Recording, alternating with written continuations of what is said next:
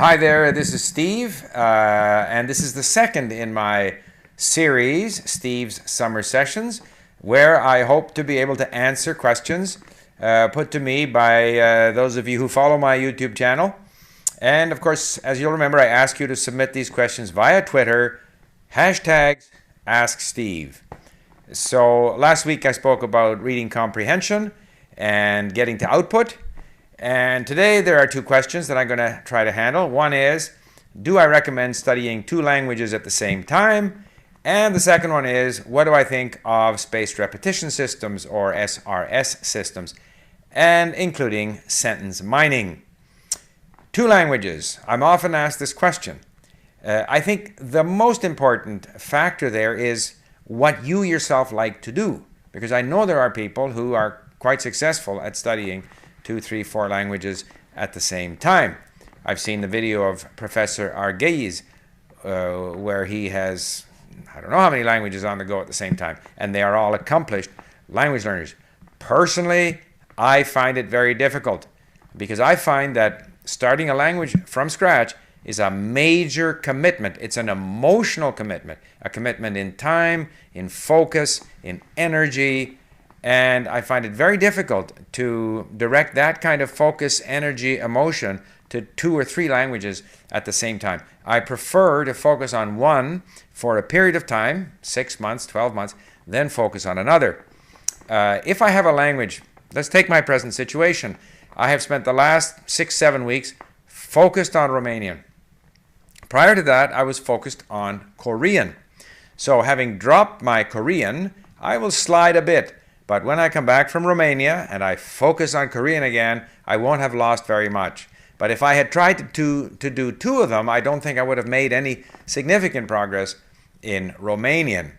I believe it's possible to have a very heavy emphasis on one language, the one that you're starting with, and to spend 15-20% of your time in a sort of maintenance activity, trying to not slip too far behind in 1 or 2 other languages. And I have been doing this. I occasionally read something in Czech, I occasionally read something in Russian out of interest, but those are languages that I'm further ahead in. I don't think that I could have 80% of my time on Romanian and 20% of my time on Korean, because in both those languages I'm not sufficiently along in the language that I could treat it as a minor activity. Both of those languages require a lot of focus. So in my own case, if it's a matter of learning a language from scratch, I would like to go at least 80%, if not 100%, full-time, full-bore, full focus on learning that language. Once I achieve a certain level in the language, then it's possible to diversify.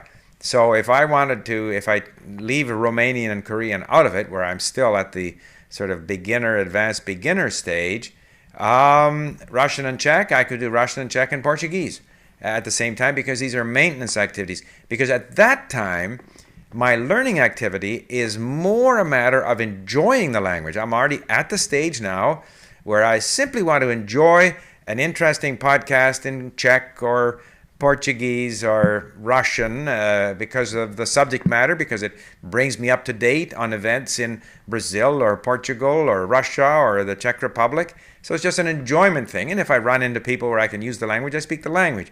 So those are not the sort of hardcore heavy lifting that you have to do when you start in the language. If you're at that hardcore heavy lifting, rather forgetting a lot, continuing to make the same mistakes, not feeling confident in the language, there I'm motivated to get better. I'm motivated to move up to that next shelf, that next level, and therefore I tend to commit myself full time. So there you have it. That's my take on it. If you're at the early stages in a language, I would recommend, based on my experience, that you do 1 at a time. All right. Second question was spaced repetition systems, known as SRS. There's, I can't remember, there's Anki, there's, Memrise. There are a number of them out there. We have, in Link, we have a spaced repetition system as part of the package of functions that we provide. There are many people who swear by Anki. is probably the most popular, to judge by what I hear. You even have the gold list, which was put forward by David Jones, I believe his name was, where you write certain things out and there's a certain repetition period. And it's all based on the idea that if you review some things within a certain period of time, you won't have a chance to completely forget it. That there are even algorithms which apparently are scientifically derived and therefore ensure that you will revisit a word or a phrase within that sort of period of time that's specified by the algorithm. Okay, personally, I spend very little time with those kinds of systems. And that's not to say that they don't work for some people, or maybe for many people, I don't know. But if you are asking me what I think of them, I find them uninteresting. You know, I don't have my statistics handy, but I would suspect that in Romanian, in the last 7 months, I have looked up and therefore linked on our system, gosh, I don't know, 20,000 items. Like lots. Like I'll go in and read an item and I'll go through, and if there's 200 new words, 150 of them, bing, bing, bing, bing, bing, I'm linking them in our system. Then I go away and read it on iPad. And if I go through, I can go through 5 of those in a day. So now I'm at 500, 600 in one day. I don't think an SRS system would keep up with me. So pretty soon I'd have an unmanageable deck, I think as they call them, to try to go through. So that's one problem. The other problem is I find it rather boring to go through these words. I do the flashcards at link if I am waiting for 5 minutes somewhere where I have short periods of time. Because the reading or listening, you have to get into it. So if it's only a very short period of time, I might flip through these flashcards.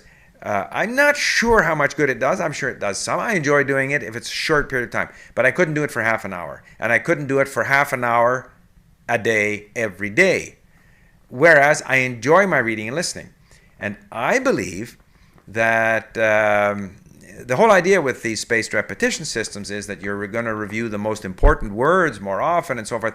Well, the most important words, because I read massively and listen to most of what I read, I'm getting exposure to the most frequent, most common, the high frequency words. And again, because I read at link or on my iPad, I see the words that I have saved highlighted in yellow. So I'm being reminded of them. So I believe that I have perhaps not a scientific or not an SRS system based on some algorithm, but I'm getting sufficient exposure without forgetting, so that in fact, by my massive reading and listening, I do accumulate these words and phrases. So, but that is how I like to spend my time. Where I do review words and phrases, I tend to do it before or after, and both, studying a particular lesson, because it gives me a little bit of extra sort of, attention to those words and phrases. So I focus on them a bit more when I listen and read.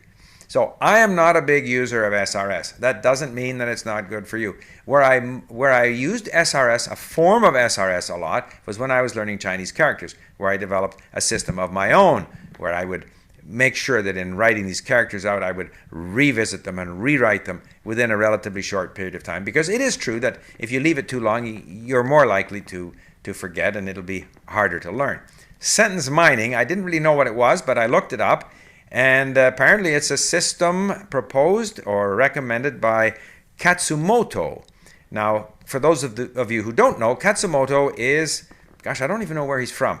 But he's an English-speaking person who lives in Japan and who is extremely fluent in Japanese and who has developed a variety of language learning tools and aids. And one of his favorite methods is sentence mining. And I think all it means is that you save sentences or phrases and transfer them, copy, paste, or type, or write them out longhand, whatever, onto a list, so that you're extracting key sentences out of the text that you are listening to or reading, and then you are reviewing them in some manner.